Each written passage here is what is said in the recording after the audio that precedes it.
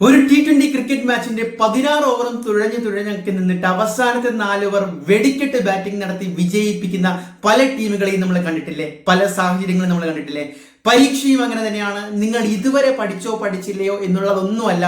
ഇനി നിങ്ങളുടെ മുന്നിൽ കൃത്യമായിട്ടുള്ള വളരെ ചുരുങ്ങിയ സമയമുണ്ട്. ഈ സമയം എഫക്റ്റീവായിട്ട് ഉപയോഗിച്ചുകൊണ്ട് നിങ്ങളെ കാത്തിരിക്കുന്ന അവസാനത്തെ ആ പബ്ലിക് എക്സാമിന് SSLC +1 +2 വിദ്യാർത്ഥികൾക്ക് ഉയർന്ന മാർക്ക് സ്കോർ ചെയ്യാൻ പറ്റുമെന്ന് ഞാൻ പറഞ്ഞാൽ നിങ്ങൾക്ക് ഒരുപക്ഷെ ഇപ്പോൾ വിശ്വാസം വരില്ല. കാരണം അതിന് വർക്ക് തന്നെ ചെയ്യണം.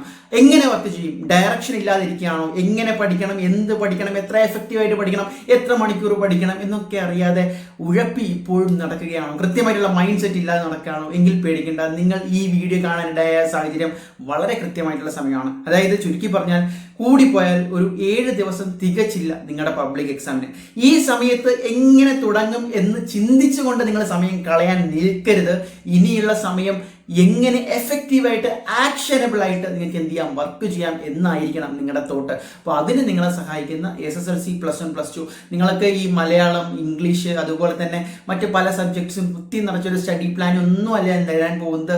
നിങ്ങളുടെ മുന്നിലേക്ക് വളരെ നിങ്ങൾക്ക് പാടാകാൻ സാധ്യതയുള്ളൂ. ഇപ്പോൾ SSLC എടുത്തു കഴിഞ്ഞാൽ നിങ്ങളുടെ സോഷ്യൽ സയൻസും ഹിസ്റ്ററിയും ജിയോഗ്രഫിയും അതുപോലെ തന്നെ സയൻസ് വിഷയങ്ങളും അടക്കം ഇത്തരത്തിൽ ടഫാകാൻ സാധ്യതയുള്ള സബ്ജക്റ്റിനെ എങ്ങനെ യൂട്ടിലൈസ് ചെയ്തുകൊണ്ട് എത്ര സമയം ഏതൊക്കെ സ്ലോട്ടുകൾ നിങ്ങൾക്ക് കൃത്യമായിട്ട് സെലക്ട് ചെയ്തുകൊണ്ട് പഠിച്ച് പോർഷൻസ് ഉൾപ്പെടെ അവസാന സമയത്ത് തീർത്ത് റിവൈസ് ചെയ്ത് നിങ്ങൾക്ക് എക്സാം ഹാളുകളിൽ പോകാം എന്നതിൻ്റെ കൃത്യമായിട്ടുള്ള സ്റ്റഡി പ്ലാനാണ് തയ്യാറാക്കുന്നത്.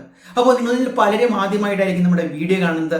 SSLC +1 +2കാർക്ക് എക്സാം അപ്ഡേറ്റ്സും അതുപോലെ തന്നെ യൂസ്ഫുൾ ആയിട്ടുള്ള സ്റ്റഡി ട്രിക്സുമായിട്ട് ഞങ്ങൾ ഇവിടെ തന്നെയുണ്ട്, വീഡിയോകൾ ചെയ്യുന്നുണ്ട്. അപ്പോൾ ഈ അവസാന സമയത്താണ് കാണുന്നതെങ്കിലും സാരമില്ല. എന്ത് ചെയ്യുക, തീർച്ചയായിട്ടും ഈ ഒരു സ്റ്റഡി പ്ലാൻ അവൈലബിൾ ആണ്. നമ്മുടെ ഡിസ്ക്രിപ്ഷനിലെ ലിങ്ക് കൊടുത്തിട്ടുണ്ട്. വീഡിയോ മുഴുവനായിട്ടും കണ്ടിട്ട് ആ സ്റ്റഡി പ്ലാൻ അതുവഴി ഓപ്പൺ ചെയ്ത് നിങ്ങൾ ഒന്ന് റിവൈസ് ചെയ്യുക. അപ്പം ഞാൻ പറയുന്നത് ഇത് ജസ്റ്റ് ഒരു ഗൈഡ് മാത്രമാണ്. ഇതേ രീതിയിൽ ആ ഒരു സ്റ്റഡി പ്ലാനിൽ സൂചിപ്പിച്ചിട്ടുള്ള പോലെ ഓരോ ദിവസത്തിലെയും സമയത്തെ ഈ അവസാന നിമിഷം നിങ്ങൾക്ക് കൃത്യമായിട്ട് വിനിയോഗിച്ച് ഓരോ സബ്ജക്റ്റുകളായി എടുത്തുകൊണ്ട് റിവൈസ് ചെയ്തുകൊണ്ട് മോഡൽ ക്വസ്റ്റ്യൻസ് ചെയ്തുകൊണ്ട് നിങ്ങൾക്ക് പോയി കഴിഞ്ഞാൽ മാർച്ച് 5 മുതൽ തുടങ്ങുന്ന ഈ പബ്ലിക് എക്സാം നിങ്ങൾക്ക് ബാലികേറ മലയൊന്നുമല്ല.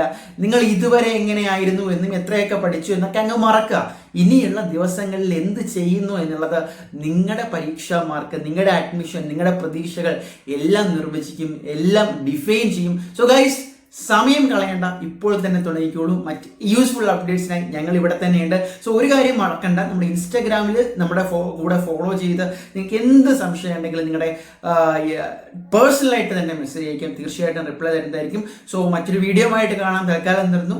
By. It's me Akhil Satheesh and Tata.